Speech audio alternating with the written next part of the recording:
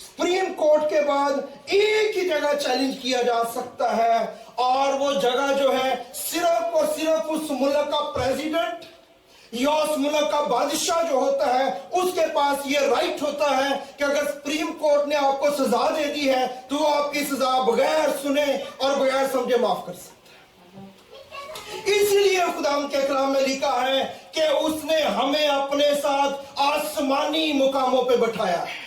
आपको और मुझे ये पता होना चाहिए कि हम अपने बादशाहों के बादशाह यीशु मसीह के साथ तख्त पे बैठे हुए लोग हैं।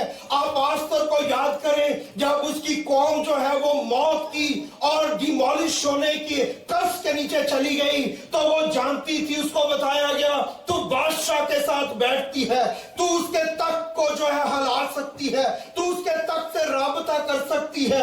और खुदा के कलाम में लिखा है उसने बादशाह से बात की और सारी सिचुएशन चेंज हो गई।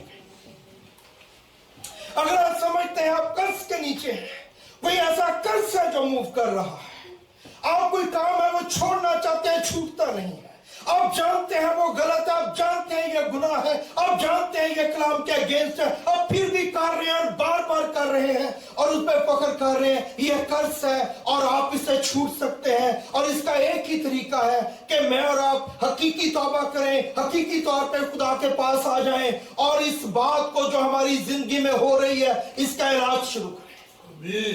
आपको और मुझे आसमानी मुकामों पे इसलिए नहीं बिठाया गया कि हम पढ़े और भूल जाएं, हमें इसलिए बिठाया गया है कि हम अपनी स्पिरिचुअल पोजीशन को यूज करें।